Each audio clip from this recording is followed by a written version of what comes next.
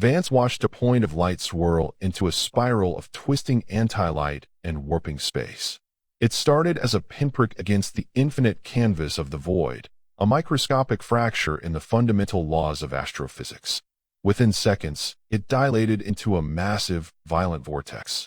The Council's standard slipspace drives were elegant, designed to gently fold reality and slip a vessel through the seams without disturbing the cosmic waters. This was entirely different. This was brute force dressed up in advanced mathematics. It looked less like a transition and more like a localized black hole tearing a jagged, bleeding hole straight through the fabric of the dimension. The flagship's primary displays flickered as the incoming spatial shear washed over them. Complex gravitational equations, normally stable, began scrolling in panicked red across the tactical monitors, attempting to calculate the sheer mass of the incoming displacement. For a brief, terrifying second, the central processing unit flashed the fundamental metric of Einstein's field equation, trying to reconcile the impossibility of the localized energy spike. Then, the flotilla arrived. They breached the vortex not as a staggered convoy, but in perfect, synchronized unison. 5 ships ripped back into normal space, shedding trails of decaying exotic matter that glowed like irradiated phosphorus against the dark. At the center of the formation was the Archimedes. If the Eye of Eternity was a floating city of observation and diplomacy, the Archimedes was a cathedral dedicated to raw, unadulterated empirical arrogance. It was a massive, wedge-shaped cruiser cast in pristine, hyper-reflective white polyceramic armor. There wasn't a single scorch mark, dent, or grease stain on her hull. She bristled not with weapons, but with an obscene array of sensory spires, quantum resonance dishes, and deep-core scanning arrays. Vance stood at the railing of the bridge's command tier, his hands clasped behind his back, his jaw set. He didn't need to check the official council registry to know what he was looking at. Omega-class science cruiser, Archimedes, deep space analysis, a massive floating laboratory carrying the highest value eggheads in the galaxy. Sigma-class frigate, Vanguard, 1, atmospheric sampling, agile, heavily shielded, likely completely useless in a kinetic firefight. Sigma-class frigate, Vanguard, 2, biosphere containment, essentially a flying quarantine ward.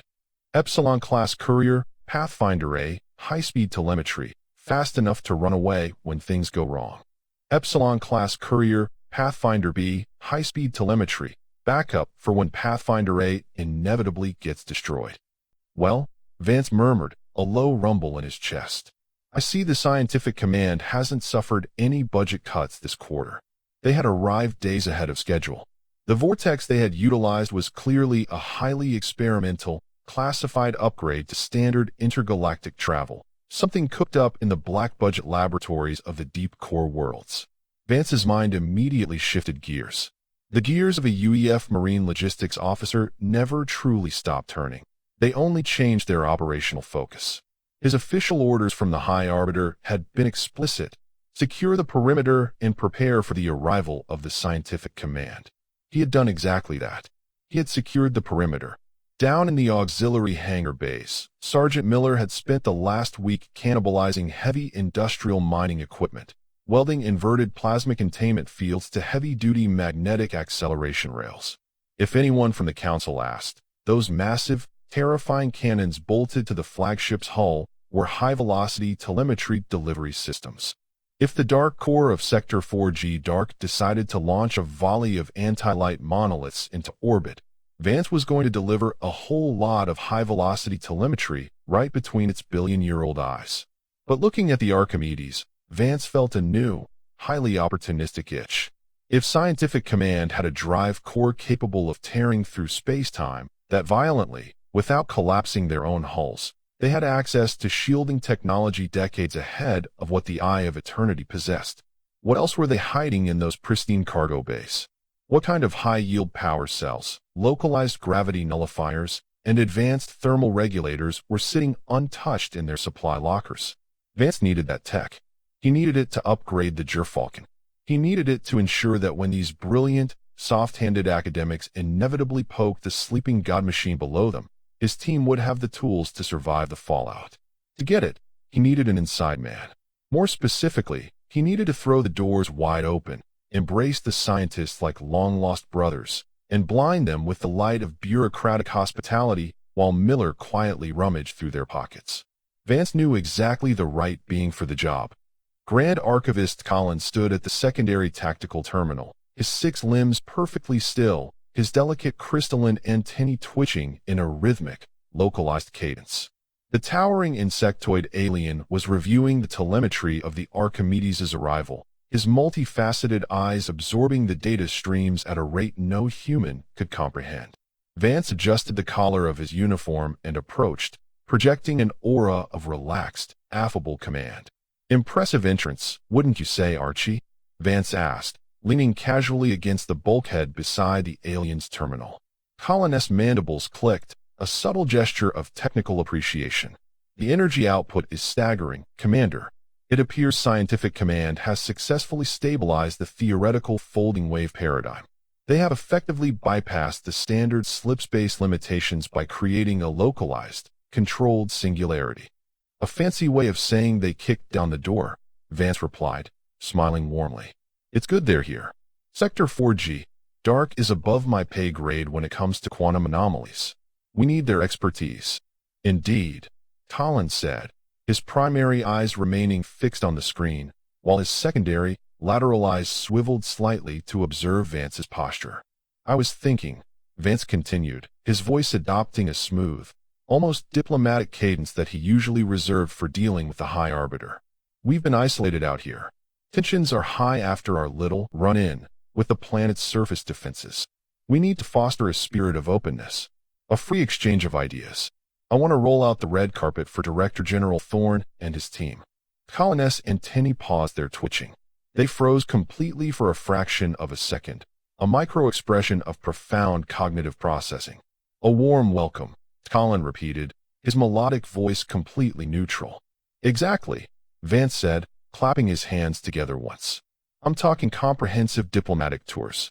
I want to invite their senior engineering staff aboard the Eye of Eternity to inspect our localized power grids. In return, I'd love to send a small, specialized team over to the Archimedes to observe their new drive mechanics. Cross-pollination of data, all in the spirit of the Council Charter."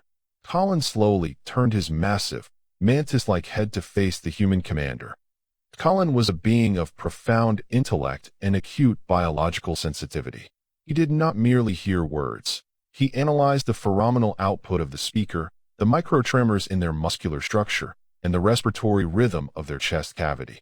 Right now, Vance's pheromones were completely devoid of the relaxed, administrative calm his voice was projecting. Vance's biological markers were screaming with the high-alert, hyper-focused adrenaline of a predator planning an ambush. Collins perceived the commander's true intentions before Vance had even fully articulated them to himself. He does not wish to exchange ideas, Collins realized with crystalline clarity. He wishes to pillage their armory. He intends to use the cover of diplomacy to infiltrate the Archimedes, requisition unauthorized experimental technology, and integrate it into his own ad hoc defense perimeter. By every metric of the Galactic Charter, what Vance was proposing was highly illegal, a gross violation of interdepartmental jurisdiction and borderline piracy. The Grand Archivist's sworn duty was to uphold the integrity of the Council's laws. It was his exact function to report this kind of subversive behavior. Collins looked from Vance to the main viewport. Below them, Sector 4G, Dark hung in the void, a nightmare of anti-light and those unpredictable black monoliths. Collins remembered the sheer terror of their escape from the chaotic gravity wells. He remembered the cold, chilling realization that the planet emanated a sentient aurora that had looked back at them and calculated their exact atomic weight for execution. The Scientific Command did not understand what was down there. They saw an anomaly. Collins had seen a god waking up. He looked at Commander Vance. The human was reckless, deeply cynical, and operated with a flagrant disregard for established protocol. But Vance had kept them alive. Vance's paranoia was not a flaw. It was the only shield standing between the crew of the Eye of Eternity and total annihilation.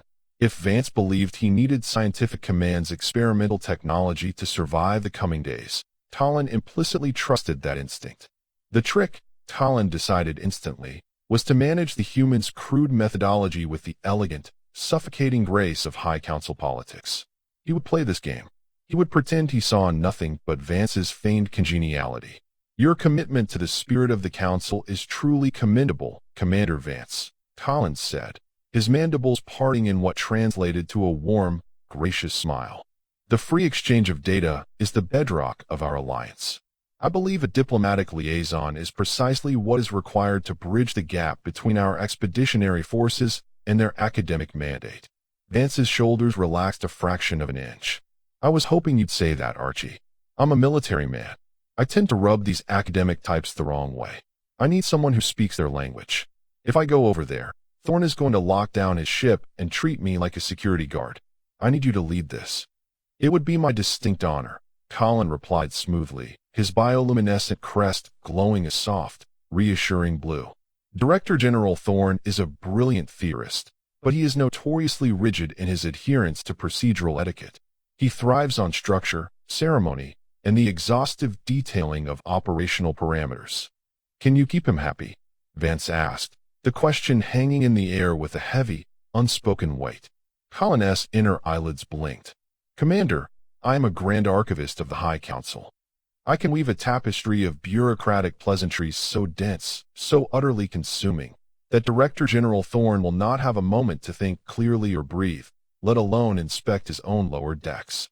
Colin raised two of his upper limbs, beginning to count off his strategy with surgical precision. Firstly, I will insist upon a traditional welcome ceremony in our primary observation deck, complete with a recitation of the sector discovery logs, a process that will mandate the attendance of his entire senior staff for no less than 4 hours. Following that, I will propose a joint committee review of all atmospheric telemetry. I will flatter his intelligence by asking his team to manually verify our quantum sensor calibrations. Vance couldn't help but grin. Colin continued, I will be disarmingly congenial. I will ensure they feel completely in command of the administrative space. By the time I invite them to a multi-course synthesized banquet to discuss the philosophical implications of the Dark Core, we'll insist on entertaining them and their entire crew. So they should bring everyone and perhaps plan 48 hours. Oh, we'll have to prepare the best accommodations for them too. Colin continued, although I would like so much to see what treasures the Archimedes' secondary engineering bays and lower cargo areas hold. Vance met the alien's massive, multifaceted eyes. There was a profound, silent communication passing between them. Colin knew everything, and Talon was actively planning on clearing the way. 48 hours should be a nice reception. Unfortunately, Miller and I will have to miss it, Vance said, his voice thick with mutual respect. He and I have much to do to prepare for future scientific surveys. He'll know exactly what needs to be done to ensure our mutual safety. Understandable. You have strategic work to be done, Collins said, turning back to his terminal as the comms board began to flash with incoming hails from the Archimedes. Then I shall begin drafting the itinerary. We must ensure the Director General feels the full warmth of our hospitality before he attempts to interact with the hostile entity below us. The communications console chimed with a crisp, authoritative trill. The voice that echoed across the bridge was sharp, nasal, and dripping with the unearned confidence of a man who had spent his entire career reading about danger in a textbook. Council Flagship Eye of Eternity. This is Director General Eris Thorne of the Scientific Command Cruiser Archimedes. We have achieved stable orbit. Requesting immediate transmission of your surface telemetry and clearance to initiate deep core active scanning. Vance's jaw clenched. Active scanning. It was exactly what Miller had warned about. Bouncing high-yield active radar off a sleeping god was the fastest way to get everyone in the sector killed. Before Vance could hit the transmission key to bark an order, Colin's long, elegant digit gracefully depressed the comms relay. Director General Thorne, what an absolute privilege it is to receive you, Colin projected, his voice a masterclass in melodic, deferential warmth. I am Grand Archivist Colin. We have been eagerly awaiting your arrival. Your transition vector was a breathtaking display of theoretical physics, made manifest. There was a slight pause on the other end, the sheer force of Colin's flattery clearly throwing the rigid Director General off balance. Thank you, Grand Archivist. The localized singularity drive is, well, it is our pride. But regarding the active scans, before we burden your esteemed crew with the raw, unrefined data, Talon interrupted smoothly, his tone practically radiating hospitality. We insist upon welcoming you properly. We have prepared an exhaustive presentation of the sector discovery logs in our primary observation suite. We simply cannot proceed without your unparalleled insight on our preliminary findings. Please, bring your entire senior staff. We have much to discuss. Vance watched Talon work, marveling at the alien's sheer political lethality. Talon wasn't just stalling Thorn. He was wrapping the man in a straitjacket of his own vanity.